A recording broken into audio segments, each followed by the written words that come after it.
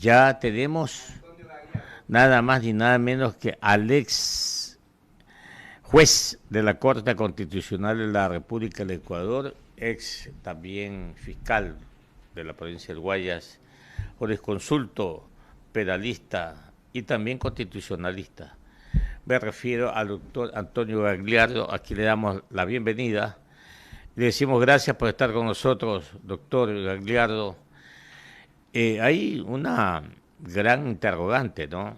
Y la interrogante es, la ciudadanía dice, bueno, si hoy la Asamblea Nacional termina ya el debate del artículo 130, numeral 2 de la Constitución, esto ya quedaría terminado en el evento que no haya las 92 votos, ya el presidente no estaría expuesto a otro llamado de esta naturaleza en su periodo presidencial, o definitivamente esto se archiva.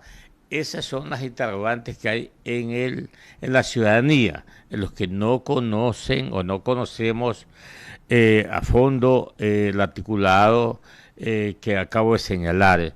Doctor Gagliardo, usted oriéntenos al respecto. Bienvenido. Sí, muy buenos días. Un gusto estar en esta radio Caché. A usted, economista Clever Chica, muchas gracias por esta invitación.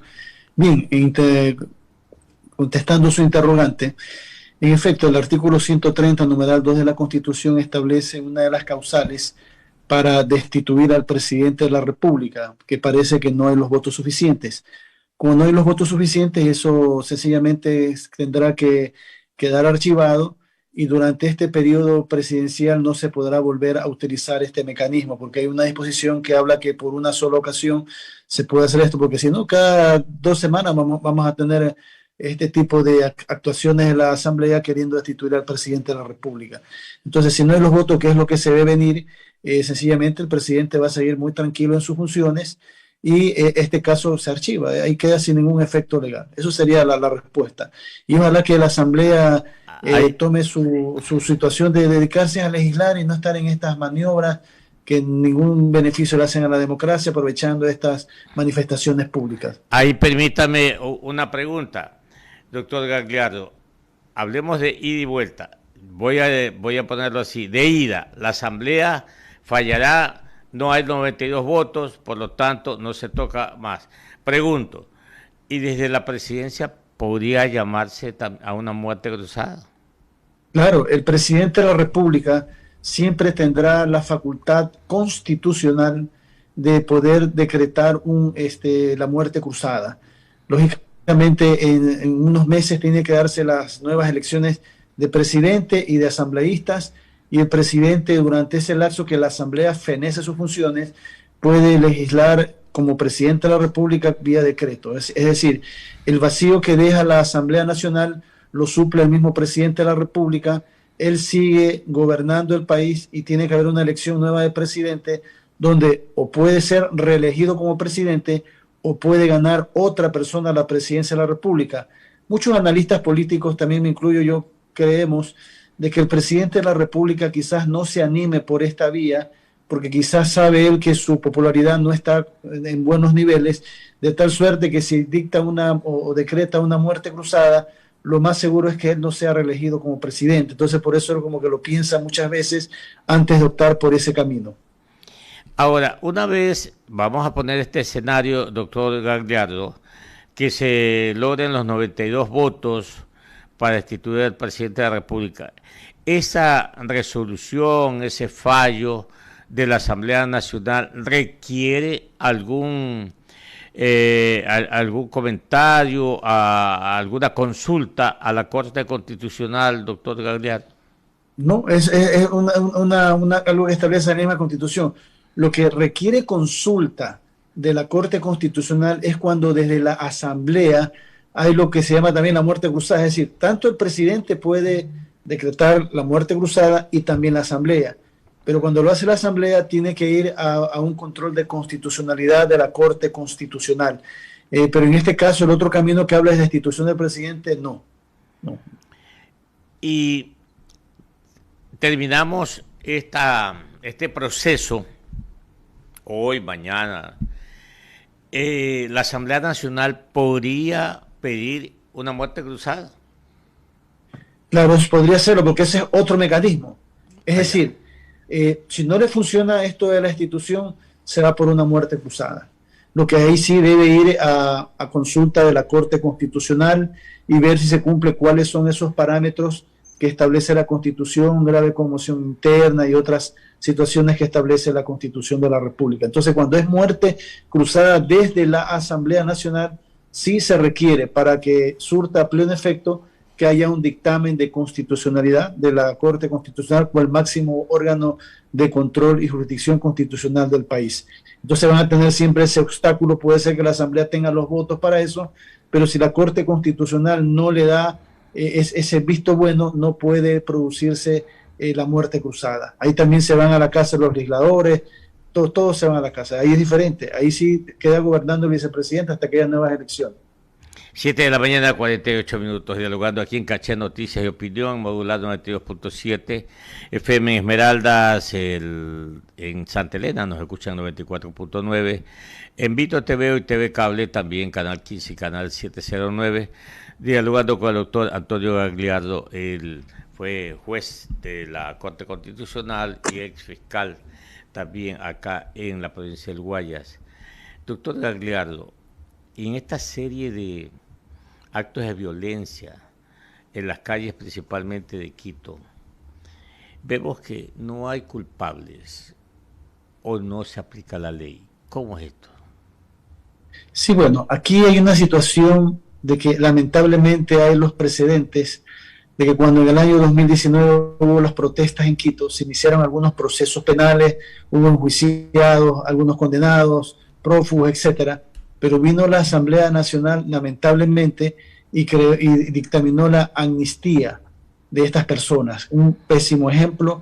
Y ahora muchos de esos protagonistas que fueron amnistiados nuevamente han optado por el mismo camino con las protestas, destruir calles, propiedad privada, propiedad pública, patrulleros, en fin, hacer lo que les da la gana, interrumpir el paso de víveres a las ciudades, de combustibles, de oxígeno, de hacer paralizar pozos petroleros.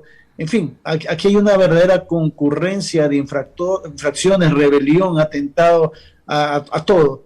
Y sin embargo vemos que la Fiscalía lamentablemente no está haciendo nada, porque la Fiscalía es la que de oficio debería iniciar los procesos penales, pedir a los jueces las medidas cautelares, la policía detener en delito flagrante a quienes están cometiendo todas estas infracciones, pero vemos que no está actuando. O sea, estamos en una situación donde parecería que no existe fiscalía, no existe policía, en fin, no existe autoridad. Entonces aquí viene el tema de que las mismas entidades públicas no hacen nada. La policía lo único que está haciendo es controlar las manifestaciones, que no avancen, pero no se está sancionando a los responsables. Ve aquí en Guayaquil impidieron por un tiempo que entren víveres al terminal de transferencia de víveres, y en fin, otras situaciones en donde, insisto, pareciera que no hay autoridad. Ya el presidente a última hora decidió levantar el estado de excepción y ha ordenado que la fuerza pública utilice el uso legítimo de la fuerza. ¿Por qué? Porque también la actuación de las Fuerzas Armadas y Policía son muy tenues con el fin de evitar que hayan muertos, que hayan bajas, porque cuando hay un muerto se exacerban los ánimos. Entonces no ha actuado de una manera muy dura y Quito otra vez la han destruido, como da pena. O sea, a mí sinceramente, yo no vivo en Quito, me da pena porque es la capital de la República.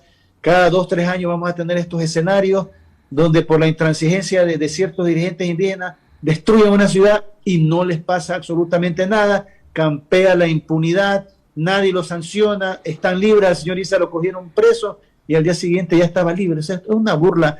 Y sirve de aliciente a los demás para seguir haciendo lo que están haciendo, porque saben que no hay consecuencias legales por hacer lo que están haciendo. 7 de la mañana, 51 minutos. Yo recuerdo, doctor Gagliardo, cuando teníamos el código orgánico, no, el código penal nada más, y se lo reformaba cada vez y cuando. Luego apareció ya el código orgánico integral penal, al que se le han hecho varias ya reformas. Y las leyes han estado ahí, doctor Gagliardo, y ahora se creó y se aprobó otra ley. Y ya tenemos una nueva ley. el de la fuerza y esto, que ahora sí vamos a controlar, vamos a poder meter presa a la gente. Y resulta que alguien me dijo, no, es que falta el reglamento de esta ley, que es por eso que no se aplica la ley. ¿Será esto así, doctor Gagliardo? Bueno, la Asamblea Nacional, de lo que conozco y estuve eso revisando, ya aprobó la ley, pero falta que el presidente ponga el puntillazo final. No he conocido si el presidente objetó, vetó, soy honesto en decirlo, pero en todo caso, si el presidente lo ha hecho y no tuvo salvedades, igual hay que hacer un reglamento, pero la ley tiene que entrar en vigencia, ¿no? Es una ley que lo que ayuda es a darle más seguridad tanto al ciudadano y en especial a los miembros de la fuerza pública, militares, policías y los agentes de los centros carcelarios, para saber en qué medida pueden utilizar legalmente la fuerza. Por eso se llama el uso legítimo de la fuerza, que inclusive en ciertas y excepcionales circunstancias puede llegar a utilizar la fuerza letal, es decir, matar a un ciudadano, sin que signifique que la autoridad, perdón, que el militar o el policía cometa un delito. Por eso se llama el uso legítimo de la fuerza, que bajo ciertos parámetros y circunstancias se puede usar ya fuerza letal, es decir, disparar a matar cuando corren peligro otras personas o el mismo agente cuando están usando armas y en ciertas circunstancias muy especiales que establece la ley. Entonces, no creo que el presidente haya aprobado todavía dicha ley, le haya dado la prueba, no conozco sinceramente. Si lo he hecho, bueno, viene el reglamento, pero si ya está publicado en el registro oficial, tiene que entrar en vigencia inmediatamente, salvo que haya una disposición transitoria que diga que en X tiempo va a entrar en vigencia. Y los ciudadanos escuchamos, ¿no? Permanentemente, los que no somos abogados, obviamente, escuchamos esto: echa la ley, echa la trampa, para una ley y otra ley.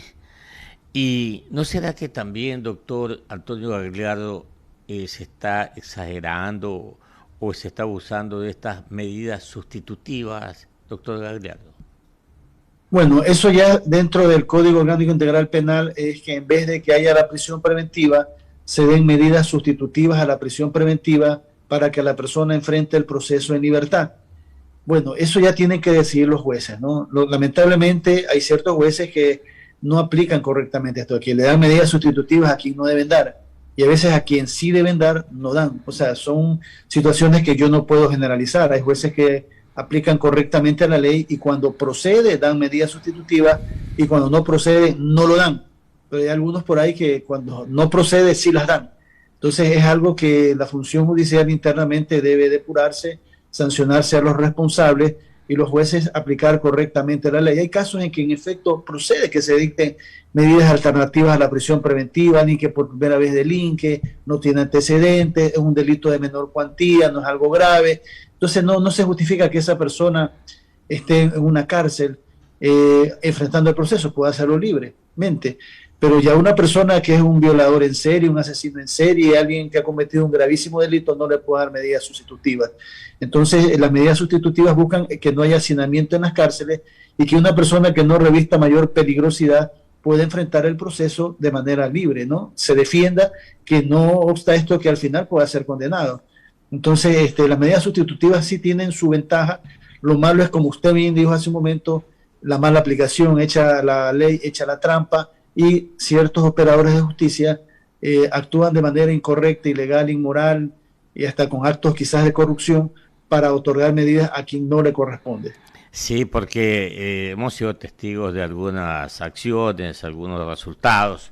Por ejemplo, la ciudadanía se alegró el otro día de que hayan tomado presos no sé cuántos, 17 personas, qué sé yo, y al día siguiente lo soltaron, a pesar de que algunos tenían antecedentes dudosos, por así decirlo, que van contra la ley. Y el juez dijo, no, yo no los puedo detener porque no hay, en la ley hay un vacío que no se puede juzgar sobre los antecedentes. Me quedé loco me quedé loco en este aspecto, doctor Gagliardo. Sí, en efecto, o sea, los jueces deben saber ponderar los derechos en juego, deben velar por los derechos de los ciudadanos, de la gente honesta, y no pueden prestarse a veces para estos juegos de ayudar a personas peligrosas, detenidas en situaciones muy especiales, de alta peligrosidad, que estaban protegiendo a una persona también muy peligrosa que la intentaron asesinar.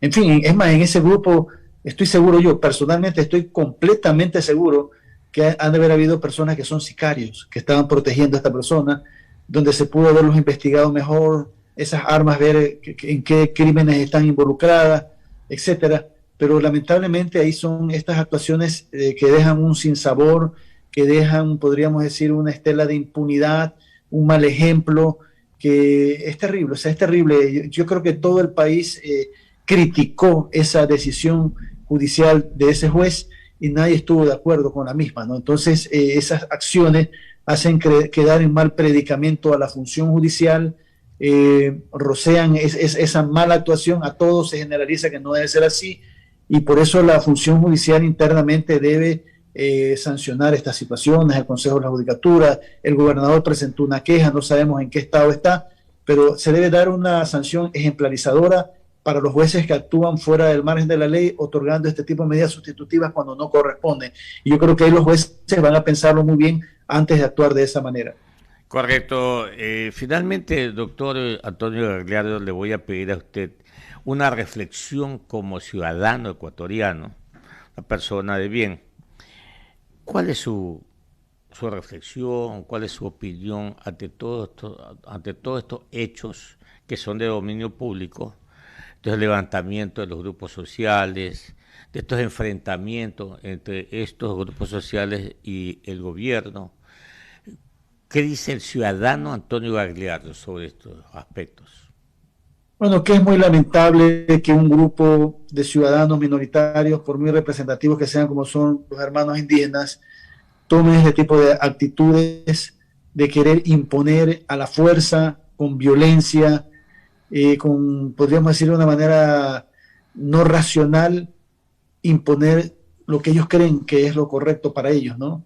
Y para hacerlo perjudican al resto de ecuatorianos, ciudades desabastecidas de alimentos, ciudades destruidas, destrucción de bienes públicos que cuesta al Estado, como patrulleros, cuarteles de policía, muchos policías, hermanos policías que tienen familia, que sus familias están preocupadas, recibiendo pedradas, golpes, le lanzan inclusive unos cohetes.